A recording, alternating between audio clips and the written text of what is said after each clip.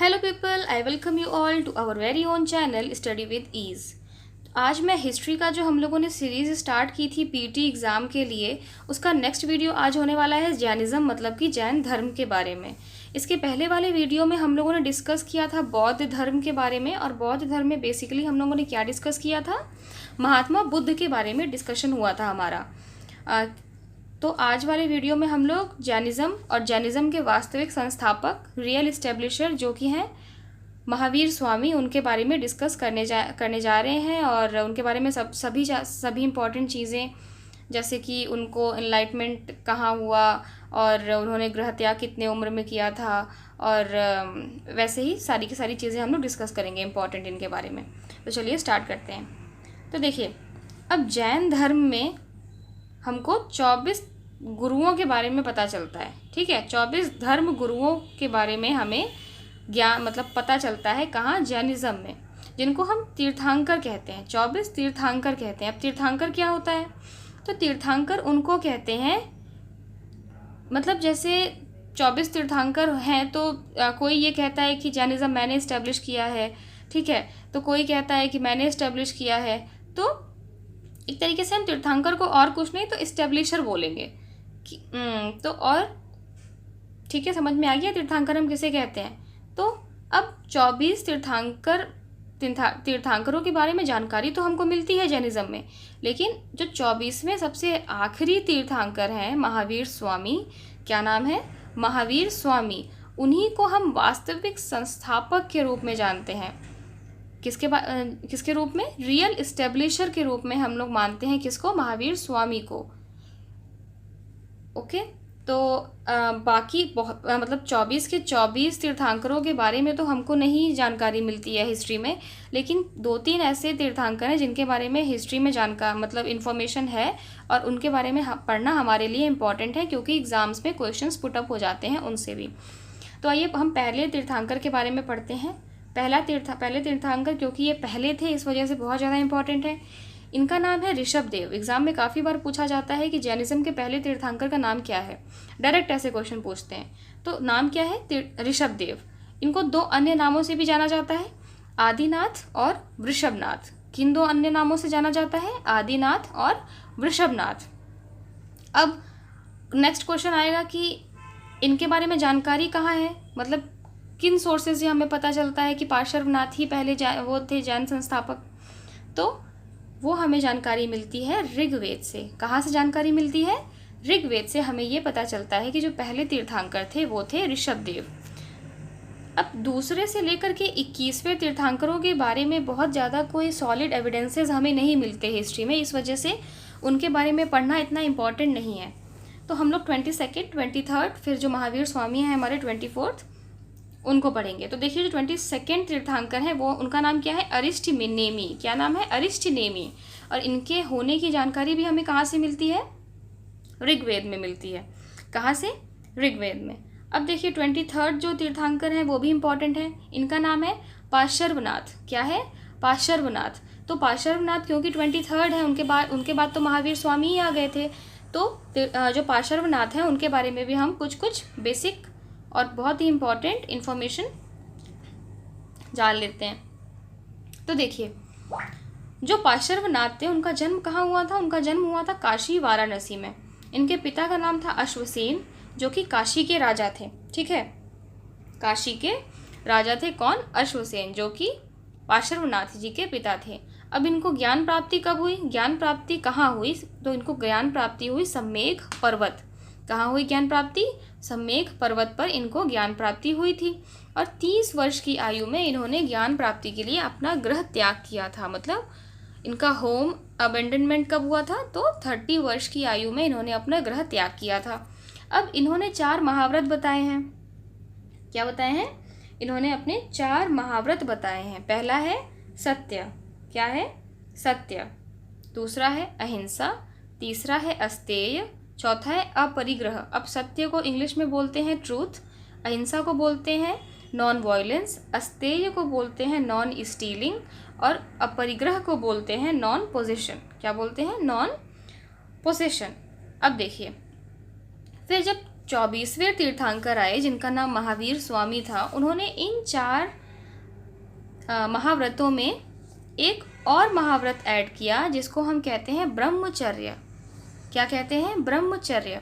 तो इस पूरे के पूरे जो ये पूरा टॉपिक है, इससे क्वेश्चंस बहुत तरीके से बन सकते हैं। जैसे कि क्वेश्चन आपसे पूछेंगे कि प्रारंभिक महाव्रत कौन कौन से थे, तो प्रारंभिक हम किसको बोलेंगे? प्रारंभिक महाव्रत हम उनको बोलेंगे जो कि पार्श्वनाथ द्वारा दिए गए थे। पार्श्वनाथ ने जो 4 स्टार्टिंग के दिए थे, सत्य, अहिंसा, अस्तेय, अपरिग्रह, तो ये सारे जो व्रत हैं ये प्रारंभिक हैं, ये 4। ठीक। बाद में जो नया ऐड हुआ वो ब्रह्मचर्य था, और ऐड किसने किया? महावीर स्वामी ने ऐड किया था। तो एक क्वेश्चन तो ये हो गया कि आपको ब्रह्मचर्य दे देगा और आपको बोलेगा प्रारंभिक नहीं है, कौन सा प्रारंभिक व्रत नहीं था, तो आपको ब्रह्मचर्य पे टिक करना पड़ेगा। या आपसे ऑप्शन पूछेगा कि इनमें से कौन सा महाव्रत महावीर स्वामी द्वारा दिया गया था, तो भी उसका आंसर ब्रह्मचर्य हो जाएगा, है ना। तो ऐसे करके काफ़ी घुमा फिरा के एग्जामिनर आपसे क्वेश्चंस पूछ सकता है। अब देखिए, जो सबसे इम्पॉर्टेंट चीज़ है वो हम लोग डिस्कस करने जा रहे हैं, जो कि है 24वें तीर्थंकर, मतलब कि महावीर स्वामी जी के बारे में। ठीक है। तो महावीर स्वामी को हम क्या कहते हैं? रियल इस्टेब्लिशर ऑफ जैनिज्म, मतलब जैन धर्म का वास्तविक संस्थापक के रूप में देखा जाता है। किसको? महावीर स्वामी को। मतलब काम तो सारे तीर्थंकरों ने किया जैन धर्म को बढ़ाने के लिए, लेकिन जो सबसे ज़्यादा काम किया गया और सबसे ज़्यादा जिसके काम का महत्व माना जाता है जैन धर्म में, वो है महावीर स्वामी।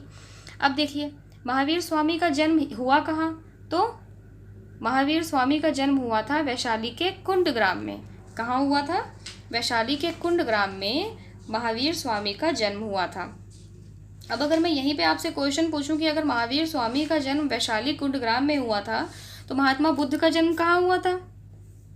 महात्मा बुद्ध का जन्म कहाँ हुआ था? महात्मा बुद्ध का जन्म हुआ था लुम्बिनी, कपिलवस्तु, नेपाल में।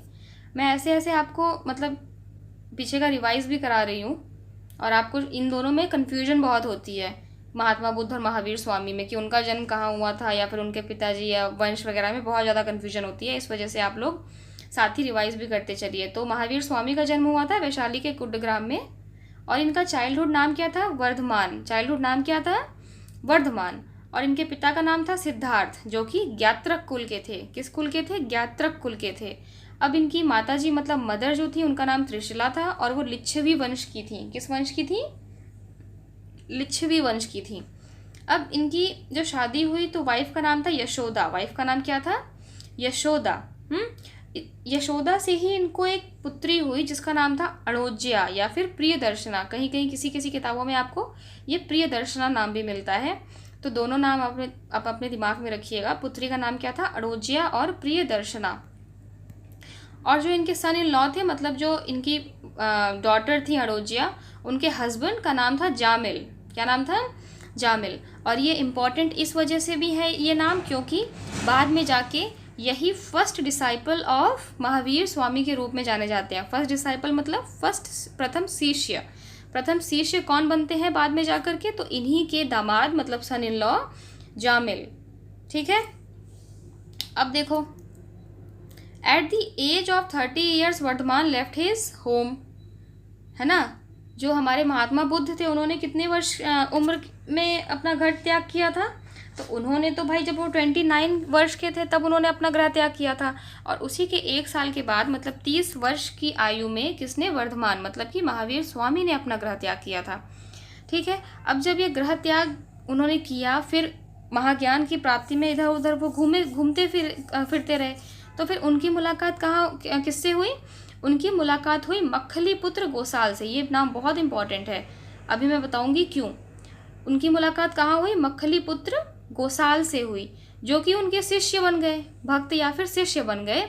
और 6 साल के बाद, लेकिन 6 साल के बाद क्या हुआ? 6 साल के बाद जो मक्खलीपुत्र गोसाल थे, उन्होंने महावीर स्वामी का साथ छोड़ दिया और एक अलग संप्रदाय की स्थापना कर दी। क्या? अलग संप्रदाय की स्थापना कर दी। और उस संप्रदाय का नाम क्या था? आजीवक संप्रदाय। क्या नाम था? आजीवक संप्रदाय। ये क्वेश्चन बहुत इंपॉर्टेंट है, काफ़ी बार पूछा जाता है जैनिज्म से कि आजीवक संप्रदाय की स्थापना किसने की थी। तो आप लोगों को बताना है मक्खलीपुत्र गोसाल ने की थी। ठीक है। अब आजीवक संप्रदाय जो था वो भाग्यवादी धर्म था। भाग्य मतलब कि लक पे बहुत ज़्यादा बिलीव करता था ये आजीवक संप्रदाय, और हार्ड वर्क को बिल्कुल भी इम्पोर्टेंस नहीं देता था। इसी वजह से जो ये आजीवक संप्रदाय था वो बहुत ज़्यादा दिन तक नहीं चल पाया और ख़त्म हो गया। अब बिंदुसार जो थे वो भी आजीवक धर्म के ही फॉलोअर थे। अब बिंदुसार कौन थे, ये जब मैं मौर्य डायनेस्टी मतलब आपको पढ़ाऊंगी तब बताऊंगी बिंदुसार कौन थे। अब देखिए, अब 12 साल के मेडिटेशन के बाद, 12 वर्ष की मेडिटेशन के बाद वर्धमान गॉट हिज एनलाइटमेंट। महाज्ञान की प्राप्ति 12 साल ध्यान करने के बाद प्राप्त हुई थी महावीर स्वामी को। कहाँ हुई थी, तो जुम्बीग्राम, कहाँ हुई थी, जुम्बीग्राम नामक स्थान पे हुई थी महाज्ञान की प्राप्ति। ठीक है, और किस नदी के किनारे, तो ऋजुपालिका नदी के तट पर, at the bank of Rijupalika river, और एक साल वृक्ष के नीचे महाज्ञान की प्राप्ति हुई थी। अब मैं पूछूं महात्मा बुद्ध को किस पेड़ के नीचे हुई थी प्राप्ति, तो पीपल के वृक्ष के नीचे, जिसको हम बोधि ट्री भी कहते हैं। लेकिन महावीर स्वामी को eight the bank of Rijupalika river और साल वृक्ष के नीचे महाज्ञान की प्राप्ति हुई थी। अब जैन धर्म में जिसको महाज्ञान की प्राप्ति हो जाती थी उसको हम कैवलिन कहते थे। क्या कहते थे, कैवलिन। और महाज्ञान प्राप्ति के प्रोसेस को हम कहते थे कैवल्य। क्या कहते थे, कैवल्य। और जिस भी इंसान को महाज्ञान की प्राप्ति होती थी जैन धर्म में उसको हम कहते थे कैवलिन। तो वर्धमान भी कैवलिन कहलाए थे।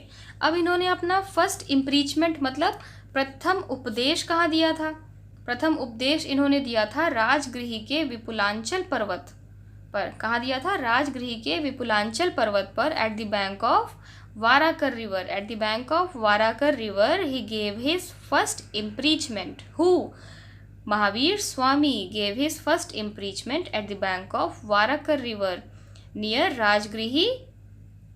ठीक है, नियर राजगृही। ओके। अब प्रथम शिष्य मतलब फर्स्ट फीमेल डिसाइपल कौन थी, चंदना। चंदना नाम की इनकी पहली शिष्या थी, मतलब फर्स्ट फीमेल डिसाइपल थी चंदना।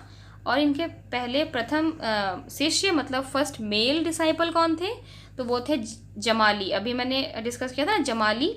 जमाली इनके सन इन लॉ भी थे, जमाली इनके सन इन लॉ भी थे। मुझे ऐसा लग रहा है कि स्टार्टिंग में मैंने इसकी मतलब स्पेलिंग थोड़ी गलत लिखी है, तो आप लोग उसको करेक्ट कर लेना, जमाली। ठीक है, जमाली नाम था उनका। अब फेमस फॉलोअर्स हमने पढ़ा था ना महात्मा बुद्ध के बारे में भी, महात्मा जैसे अशोक और अजातशत्रु ये लोग उनके फॉलोअर्स थे। वैसे ही महावीर स्वामी के दो बहुत बड़े फॉलोअर्स थे, स्थूलभद्र और भद्रबाहु। कौन कौन, स्थूलभद्र और भद्रबाहु महावीर स्वामी के फॉलोअर्स थे। ठीक है, अब देखिए महावीर स्वामी ने क्या डिसाइड किया था। महावीर स्वामी ने ये डिसाइड किया था कि जब महावीर स्वामी की डेथ हो जाएगी, उनकी डेथ के बाद उन्होंने 11 डिसाइपल मतलब जो अब उनके बहुत अच्छे 11 शिष्य थे उनको चूज़ किया था, और उनको ये बोला था कि उनकी डेथ के बाद जैनिज़्म का प्रचार मतलब मगध में जैनिज़्म का प्रचार करना उन्हीं 11 डिसाइपल्स की रिस्पॉन्सिबिलिटी होगी। बट अनफॉर्चुनेटली हुआ ये कि उन 11 में से 10 डिसाइपल मतलब जो 10 शिष्य थे वो महावीर स्वामी के रहते ही उन्हीं की डेथ हो गई। मतलब जो 10 डिसाइपल थे वो महावीर स्वामी के पहले ही दे डाइड। ठीक है, तो 11 में से केवल एक उनका डिसाइपल मतलब शिष्य बचा जिसका नाम था आर्य सुधर्मन। क्या नाम था, आर्य सुधर्मन। ये नाम भी बहुत इंपॉर्टेंट है। अब आप सोच सकते हैं ना 11 चूज़ किए थे जिसमें से 10 अपने आप ही उनकी डेथ हो गई, केवल एक बचा आर्य सुधर्मन। वहीं आगे चलकर first chairman of Jain union, जो जैन संघ था उसका भी पहला चेयरमैन बनता है कौन, आर्य सुधर्मन। अब महावीर स्वामी जी की डेथ हुई कब, तो 468 BC पावापुरी में महावीर स्वामी की डेथ हुई थी। कब, 468 BC पावापुरी में। ठीक है, अब देखिए जैन धर्म के त्रिरत्न। ठीक है, त्रिरत्न भी हैं, सम्यक ज्ञान, सम्यक चरित्र, सम्यक दर्शन। अब एग्ज़ाम में आपको एक एक्स्ट्रा दे देगा और बोलेगा कि इसमें से कौन सा जैन धर्म के त्रिरत्न में नहीं आते, तो आपको वो ढूंढ करके ऑड वन आउट करना पड़ेगा। अब देखिए जैन धर्म में कृषि और युद्ध मतलब एग्रीकल्चर और बैटल लड़ाइयाँ बिल्कुल भी अलाउ नहीं थी, स्ट्रिक्टली प्रोहिबिटेड थी। ठीक है, अब देखिए पहला डिस्प्यूट होता है किसके मध्य, भद्रबाहु और स्थूलभद्र। अभी मैंने बताया था ना कि इनके बहुत तगड़े फॉलोअर्स हुआ करते थे ये दोनों, भद्रबाहु और स्थूलभद्र। और इसी विवाद के कारण आयोजन हुआ था किसका? फर्स्ट जैन काउंसिल का। किसका आयोजन हुआ था? फर्स्ट जैन काउंसिल का। अब आप लोग ये सोच रहे होंगे कि ये जो डिस्प्यूट हुआ था वो हुआ किस टॉपिक से रिलेटेड था, मतलब ऐसा क्या हो गया था जो इन दोनों लोगों के बीच में मतलब बवाल हो गया था। तो हुआ ये कि मगध में, कहाँ पे? मगध में अकाल पड़ गया था। क्या? अकाल पड़ गया था। ठीक है। कब? 300, लगभग 300 बीसी में मगध में भीषण अकाल पड़ गया था, जो कि लगभग 12 वर्ष तक चलता रहा। सोच रहे हैं आप कितना भयानक स्थिति होगी मगध की। 12 साल तक सब कुछ एकदम साइलेंट। तो 12 साल तक मगध में अकाल पड़ा। तो ये जो थे दोनों के दोनों, जो इनके थे भद्रबाहु और स्थूलभद्र, उनका ये दोनों का थोड़ा कन्फ्लिक्ट हो गया इस बात पे कि जो भद्रबाहु जो थे वो टेंशन में आ गए मगध की सिचुएशन देख करके। ठीक है। तो भद्रबाहु ने स्थूलभद्र से कहा कि हमें अपने अपने फॉलोअर्स ले करके किसी अलग सेफ जगह पे चले जाना चाहिए। ये किसने कहा था? भद्रबाहु ने कहा था। लेकिन जो स्थूलभद्र थे उनका कहना जस्ट ऑपोजिट था। उन्होंने कहा कि नहीं, हम अपने अपने फॉलोअर्स लेके चले तो जाएंगे, लेकिन और बाकी जो जनता है उसका क्या होगा? उनका भी कहना सही था। तो ये तो भाई पार्शियलिटी हो जाती ना, सब लोग अपने अपने फॉलोअर्स लेके चले जाते, बाकी की जो जनता थी वो तो भाई भूखी मर जाती फिर उस अकाल में। तो इसी वजह से स्थूलभद्र और बाहुभद्र में दिक्कत उत्पन्न हो गई, और इसी वजह से जो जैनिज़्म था वो 2 कम्युनिटीज़ में डिवाइड हो गया। जो जैनिज़्म था वो 2 कम्युनिटीज़ में डिवाइड हो गया। कब? जब ये इसी डिस्प्यूट की वजह से, अभी मैंने बताया ना कि इसी डिस्प्यूट की वजह से फर्स्ट जैन काउंसिल कंडक्ट कराई गई थी। अब कराई कब गई? 300 बीसी में। कहाँ कराई गई? तो पाटलिपुत्र में। पाटलिपुत्र उस समय मगध का कैपिटल हुआ करता था, कैपिटल हुआ करती थी पाटलिपुत्र। ठीक है। अब रूलर कौन था? तो किसके शासनकाल में ये दिक्कत हुई थी? तो चंद्रगुप्त मौर्य के शासनकाल में ये दिक्कत हुई थी। और इस काउंसिल के चेयरमैन थे स्थूलभद्र। और काम क्या हुआ था? तो अभी मैंने बताया कि Jainism got divided into 2 communities. वो 2 कम्युनिटीज़ थी। कौन कौन सी? श्वेतांबर और दिगंबर। अब इनके बीच में कुछ मेन डिफरेंसेस हैं, तो आइए हम लोग वो पढ़ लेते हैं एक एक करके। अब देखिए, जो श्वेतांबर थे वो स्थूलभद्र के फॉलोअर्स जो मगध में ही रहे। अभी मैंने बताया था ना, जो ऐसा नहीं है कि जो मैं पीडीएफ के तौर पे पढ़ा रही हूँ वही इम्पॉर्टेंट है, मतलब जो मैं स्टोरी फॉर्म में आप लोगों को बताती जा रही हूँ, कोशिश अगर आप लोग नोट कर रहे हैं तो कोशिश करिए कि उन सब चीज़ों को भी नोट करते रहिए। क्योंकि जब आप एक स्टोरी फॉर्म में कोई चीज़ पढ़ते हैं तो उसको समझने में और रिटेन करने में बहुत ज़्यादा ईजीनेस हो जाती है ना। तो जो श्वेतांबर और दिगंबर 2 कम्युनिटीज़ में डिवीज़न हो गया। किसका?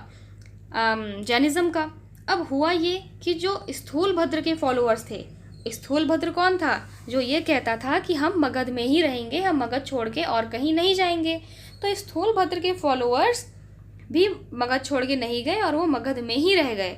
अब जो दिगंबर थे, दिगंबर जैन थे, वो भाई भद्रबाहु के फॉलोअर्स थे, है ना। तो भद्रबाहु ने क्या कहा था कि मैं मगध छोड़ करके कहीं बाहर चला जाऊंगा क्योंकि मुझे अपने फॉलोअर्स के लिए टेंशन हो रही है। तो भद्रबाहु अपने फॉलोअर्स को लेके कर्नाटक के श्रवणबेलगोला में चले गए थे। कहाँ? श्रवणबेलगोला नामक स्थान जो कि कर्नाटक में है। भद्रबाहु अपने फॉलोअर्स को लेकर यहीं आ गए थे। अब देखिए, जो श्वेतांबर थे वो महावीर स्वामी की टीचिंग को फॉलो करते थे। श्वेतांबर महावीर स्वामी की शिक्षा को फॉलो करते थे। लेकिन वहीं जो दिगंबर थे वो भद्रबाहु से इतने ज़्यादा इंस्पायर्ड थे, भद्रबाहु से इतने ज़्यादा कन्विंस्ड थे कि वो महावीर स्वामी की टीचिंग ना फॉलो करके भद्रबाहु की शिक्षा को फॉलो करते थे। श्वेतांबर जो थे, श्वेत मतलब आप सब लोगों को पता है, श्वेत मतलब वाइट। तो जो श्वेतांबर थे वो वाइट क्लोथ्स पहनते थे। वहीं जो दिगंबर थे वो कोई कपड़ा नहीं पहनते थे, वो नग्न अवस्था में रहते थे। They do not wear any cloth. अब देखिए, श्वेतांबर में वुमेन्स वर अलाउड, मतलब महिलाओं का आना अलाउड था। लेकिन वहीं दिगंबर में देखा जाए तो महिलाओं का आना नहीं अलाउड था, womens were not allowed there. अब देखिए, जो श्वेतांबर थे वो जैन आगम क्या होता है अब आप लोग पूछेंगे। तो जैन आगम और कुछ नहीं, जो ये जैनिज्म टेक्स्ट होते थे इन्हीं को हम लोग जैन आगम कहते थे।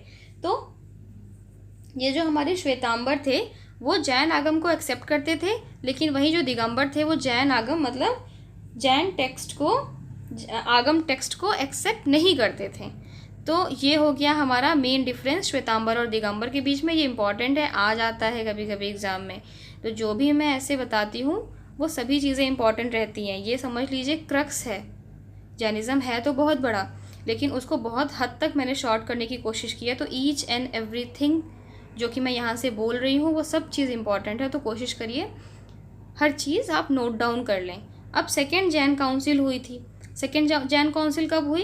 तो सेकेंड जैन काउंसिल हुई थी वल्लभी गुजरात में। कहाँ हुई थी? वल्लभी गुजरात में। और आप यहाँ पे ये लिख लीजिएगा 1513 में हुई थी। कब हुई थी? 1513 ईस्वी में हुई थी। ठीक है। अब रूलर उस टाइम का नहीं पता कौन था एग्जैक्टली, तो इस वजह से हिस्ट्री में भी ऐसे कोई साक्ष्य नहीं मिलते। चेयरमैन थे देवर्षि श्रमाश्रमण। कौन थे? देवर्षि श्रमाश्रमण। चेयरमैन का नाम मतलब जो अध्यक्ष थे उनका नाम था देवर्षि श्रमाश्रमण। और जो काम हुआ था इस काउंसिल में वो हुआ था जो हमारा जैन शिक्षा थी, मतलब महावीर स्वामी द्वारा जितनी भी शिक्षाएं दी गई थी उनको लिपिबद्ध किया गया था, मतलब उनको लिख लिया गया था, मतलब दे वर स्क्रिप्टेड। ठीक है, the teaching of Jainism were scripted. तो यहीं पे हमारा जैनिज्म का टॉपिक मतलब जैन धर्म भी ख़त्म होता है। तो हमने अभी तक क्या क्या ख़त्म कर लिया है? सिंधु घाटी की सभ्यता हमारी फिनिश हो चुकी है, वैदिक संस्कृति हम ख़त्म कर चुके हैं, बौद्ध धर्म और जैन धर्म भी हम ख़त्म कर चुके हैं। देन नेक्स्ट वीडियो जो हमारा होगा वो हमारा होने वाला है गुप्त वंश, जिसके बारे में हमें 2 शासकों समुद्रगुप्त और चंद्रगुप्त द्वितीय के बारे में, मतलब चंद्रगुप्त सेकंड के बारे में पढ़ना है। तो हमारे चैनल से आप लोग जुड़े रहिए और प्लीज़ मुझे बताइए कि आप लोगों को हमारे वीडियोस कैसे लग रहे हैं, और जितने भी कुछ भी ऐसे चांसेस हैं कि हम इम्प्रूव कर सकते हैं वो भी हमें बताइए कमेंट सेक्शन में। एंड सो थैंक यू, आज के लिए बस इतना ही। Thank you for watching and may God bless you all.